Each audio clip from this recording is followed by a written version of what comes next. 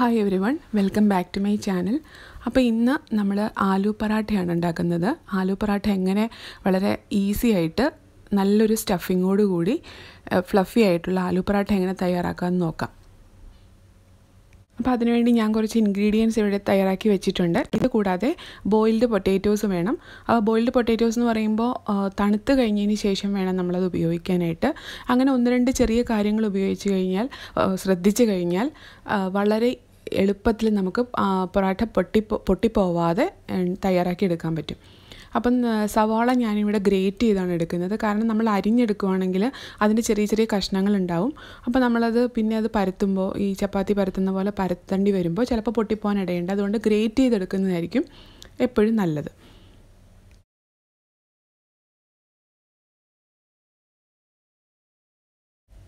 ഈ ആലു പറാട്ടയുടെ ഫില്ലിംഗ് എന്ന് പറഞ്ഞാൽ നമ്മളുടെ ടേസ്റ്റ് അനുസരിച്ച് നമുക്ക് മാറ്റി മാറ്റി എടുക്കാവുന്നതാണ്. ഒരുപാട് വേരിയേഷൻസ് അതിൽ കൊണ്ടുവരാൻ പറ്റും. ഇപ്പോൾ എക്സാമ്പിൾ പറയുകയാണെങ്കിൽ നമുക്ക് ഒരു സെപ്പറേറ്റ് ഒരു രുചി വേണമെന്നുണ്ടെങ്കിൽ കുറച്ച് ജീരകപ്പൊടിയും അയമോദകവും പൊടിച്ച് ചേർത്താൽ മതി. അതുപോലെ കുറച്ച് സ്പൈസി വേണമെന്നുണ്ടെങ്കിൽ അല്പം മുളക് പൊടി കൂടുതൽ ഉപയോഗിച്ച് കുറച്ച് കൊറിയാണ്ടർ പൗഡർ ഉപയോഗിച്ച് അപ്പോൾ അങ്ങനെ നമ്മളുടെ ടേസ്റ്റിനനുസരിച്ച് ഇത് വളരെ സ്പൈസി ആക്കാൻ പറ്റും, അല്ലെങ്കിൽ നോൺ സ്പൈസി ആക്കാൻ പറ്റും. അപ്പോൾ ഞാനിവിടെ ഇന്നിപ്പോൾ കാണിക്കുന്നത് വളരെ സിമ്പിളായിട്ട് ഉണ്ടാക്കാൻ പറ്റുന്ന 3-4 ഇൻഗ്രീഡിയൻസ് വെച്ച് ഉണ്ടാക്കാൻ പറ്റുന്ന വളരെ സിമ്പിളായിട്ടുള്ള ഒരെണ്ണമാണ്. അപ്പോൾ അതിന് വേണ്ടിയിട്ട് ഞാൻ കുറച്ച് പൊട്ടറ്റോസ് എടുത്തിട്ടുണ്ട്, അതുപോലെ മല്ലിയില എടുത്തിട്ടുണ്ട്, ഒരു സവാള, പിന്നെ കുറച്ച് ചില്ലി ഫ്ലേക്സ്, ഉപ്പ്. ഇത്രയുമാണ് ഞാൻ ഇന്നത്തെ ഫില്ലിങ്ങിന് വേണ്ടി ഉപയോഗിച്ചിരിക്കുന്നത്. ഇത് ഞാൻ കൈകൊണ്ട് നന്നായിട്ട് പൊടിച്ചു കൊടുക്കുകയാണ്. അപ്പോൾ നിങ്ങൾക്ക് കൈകൊണ്ടല്ല മറ്റേ പൊട്ടറ്റോ ക്രഷ് ചെയ്യുന്ന സാധനം ഉണ്ടെങ്കിൽ അത് വെച്ചിട്ടാണെങ്കിലും ചെയ്താലും മതി.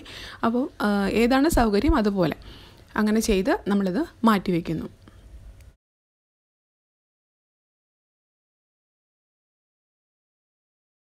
ഓൾറെഡി ഞാൻ അതിന് വേണ്ട ചപ്പാത്തി മാവ് കുഴച്ച് വെച്ചിട്ടുണ്ടായിരുന്നു. അപ്പോൾ ചപ്പാത്തി മാവ് കുഴയ്ക്കുന്നത് എങ്ങനെയെന്നുള്ള വീഡിയോ ഞാൻ ഓൾറെഡി ഇട്ടിട്ടുണ്ട്. അത് വേണമെങ്കിൽ നിങ്ങൾക്കൊന്ന് റെഫർ ചെയ്യാൻ വേണമെന്നുണ്ടെങ്കിൽ.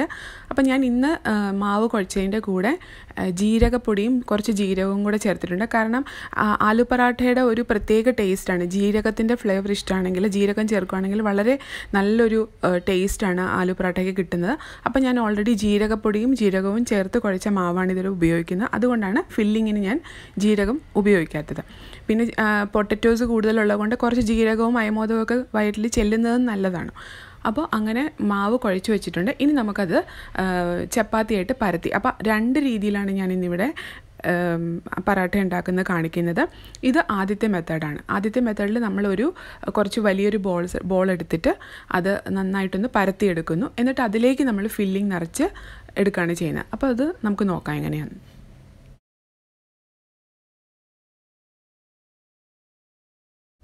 ഇവിടെ ഇപ്പോൾ ഞാൻ കുറച്ച് കട്ടിയിൽ അധികം വലിപ്പത്തിലല്ലാതെ ഒരു ചെറിയ ചപ്പാത്തി പരത്തി എടുത്തിട്ടുണ്ട്. കട്ടി വേണം, അധികം തിന്നാക്കാൻ പാടില്ല.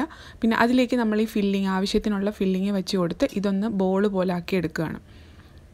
അത് നമ്മുടെ മോമോസൊക്കെ തയ്യാറാക്കുന്ന പോലെ ബോൾ പോലെ ആക്കിയെടുത്ത് ആവശ്യത്തിൽ കൂടുതൽ വരുന്ന മാവ് നമുക്ക് മാറ്റി വയ്ക്കാം. എന്നിട്ട് കൈകൊണ്ട് ചെറുതായിട്ടൊന്ന് പരത്തി അതിന് ഒന്ന് ചപ്പാത്തി മാവിൽ തന്നെ ചപ്പാത്തി പൊടി കൊണ്ട്, അതായത് ഗോതമ്പ് പൊടി കൊണ്ട് തന്നെ ഡസ്റ്റ് ചെയ്ത് പിന്നെ ആണ് നമ്മൾ ചപ്പാത്തി പരത്തുന്നത് കൊണ്ട് അതിനെ ഒന്ന് പരത്തി കൊടുക്കുന്നത്. അപ്പോൾ കൈ കൊണ്ട് ആദ്യം ഒന്ന് ജസ്റ്റ് ഒന്ന് പരത്തി കൊടുത്തിട്ട് വേണം ചപ്പാത്തി വടി കൊണ്ട് അതിനെ കുറച്ചും കൂടെ ഒന്ന് ഷേപ്പ് വലുതാക്കി കൊടുക്കാനായിട്ട്. അപ്പോൾ വലുതാക്കി കൊടുക്കുമ്പോൾ ശ്രദ്ധിക്കേണ്ട ഒരു കാര്യം, വളരെ സോഫ്റ്റായിട്ടാണ് ഞാൻ ചെയ്യുന്നത്. ഒട്ടും പ്രഷർ കൊടുക്കുന്നില്ല.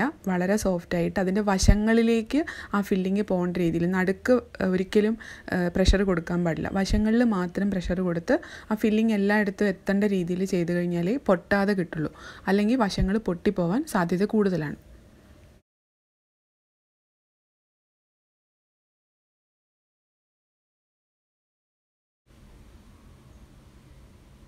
അപ്പോൾ ഇത് ഒരു മെത്തേഡാണ്. ഇനി അടുത്ത മെത്തേഡും കൂടെ കാണിച്ചു തരാം. ഞാനിത് പ്ലേറ്റിലേക്ക് മാറ്റുകയാണ്. അപ്പോൾ ഇവിടെ ഇപ്പം രണ്ടാമത്തെ മെത്തേഡാണ് കാണിക്കുന്നത്. ഇത് മറ്റേ ആദ്യത്തെ മെത്തേഡ് ചെയ്യുമ്പം ഇനി ചപ്പാത്തി പൊട്ടിപ്പോവാൻ അല്ലെങ്കിൽ റൊട്ടി പൊട്ടിപ്പോവാൻ സാധ്യതയുണ്ടെന്നൊക്കെ തോന്നുന്നവർക്കായിട്ടുള്ള ഒരു ഈസി മെത്തേഡാണിത്. ഇവിടെ നമുക്ക് 2 ചപ്പാത്തികളാണ് വേണ്ടത്. അത് മറ്റേ ആദ്യത്തേനേക്കാളും കുറച്ചും കൂടെ കനം കുറച്ചിട്ട് കുറച്ചും കൂടെ വലിപ്പത്തിൽ നമുക്ക് ചെയ്തെടുക്കാം. അപ്പോൾ ഞാൻ ഓൾറെഡി ഒരെണ്ണം ചെയ്ത് വെച്ചിട്ടുണ്ട്. ഇത് രണ്ടാമത്താണ്. അപ്പോൾ ഇതിൻ്റെ മുകളിലേക്ക് ആവശ്യത്തിന് വേണ്ട ഫില്ലിംഗ് ഞാൻ നിറച്ച് കൊടുക്കുകയാണ്. എന്നിട്ട് ആദ്യമേ ഞാൻ ചെയ്ത് വെച്ചിരുന്ന മറ്റേ ആദ്യത്തെ ചപ്പാത്തി കൊണ്ട് ഇതിൻ്റെ മുകളിലേക്ക് കവർ ചെയ്ത് കൊടുക്കുകയാണ് ചെയ്യുന്നത്. അപ്പോൾ അത് നമുക്ക് നോക്കാം എങ്ങനെയാണെന്നുള്ളത്.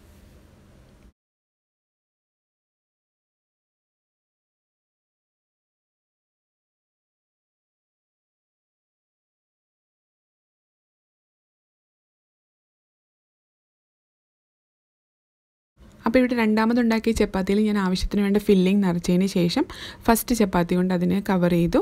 അതിനുശേഷം കൈകൊണ്ട് വശങ്ങളിലൊന്ന് പ്രസ് ചെയ്ത് കൊടുക്കുകയാണ്, ഒരു സീല് കൊടുക്കുന്ന പോലെ, സീൽ ചെയ്യുന്നത് പോലെ. കാരണം ഫില്ലിംഗ് പിന്നെ പുറത്തേക്ക് വരില്ല. അതിന് ശേഷം ഈ ചപ്പാത്തി റോളിംഗ് പിൻ കൊണ്ട് ഒന്ന് ജസ്റ്റ് ചെറുതായിട്ടൊന്ന് ലെവൽ ചെയ്ത് കൊടുത്തു. പിന്നീട് നമുക്ക് നെയ്യ് തൂത്ത് കൊടുക്കാം. ഇത് ഉണ്ടാക്കുന്ന പാനിൽ നെയ്യ് തൂത്ത് കൊടുത്തിട്ടാണ് നമ്മൾ ഇത് ചുട്ടെടുക്കുന്നത്. അപ്പോൾ 2 മെത്തേഡിലും ഇപ്പോൾ ഞാൻ കാണിച്ചു. ഈ 2 മെത്തേഡിൻ്റെ ചപ്പാത്തി ഞാനിപ്പോൾ ഒരേ സമയം ചുട്ടെടുക്കുവാണ്. അപ്പോൾ ഇത് ഏകദേശം തയ്യാറായിട്ടുണ്ട്. ഇനി നമുക്കിത് പ്ലേറ്റിലേക്ക് മാറ്റാം. സ്കൂളിൽ കൊടുത്തുവിടാൻ കുട്ടികൾക്ക് ഏറ്റവും പ്രിയപ്പെട്ട ഒരു ലഞ്ച് ഐറ്റമാണിത്. അപ്പോൾ ഇത് രാവിലേക്ക് ഉണ്ടാക്കണമെങ്കിൽ തലേദിവസം നമ്മൾ പൊട്ടാറ്റോസ് ഇതുപോലെ ബോയിൽ ചെയ്തിട്ട് ഫ്രിഡ്ജിൽ എടുത്ത് സൂക്ഷിച്ചാൽ മതി. അപ്പോൾ തണുത്ത് കിട്ടുകയും ചെയ്യും. നമുക്ക് പെട്ടെന്ന് തന്നെ ചപ്പാത്തി പരത്തി അതിനുള്ളിൽ ഇതുപോലെ ഫില്ലിംഗ് വെച്ച് ചെയ്ത് കൊടുക്കാനും പറ്റും. അപ്പോൾ ഇന്നത്തെ വീഡിയോ എല്ലാവർക്കും ഇഷ്ടമായെന്ന് കരുതുന്നു. വീഡിയോ ഇഷ്ടമായെങ്കിൽ തീർച്ചയായിട്ടും ചാനൽ സബ്സ്ക്രൈബ് ചെയ്യുക, ലൈക്ക് ചെയ്യുക, ഷെയർ ചെയ്യുക, കമൻറ്റ് ചെയ്യുക.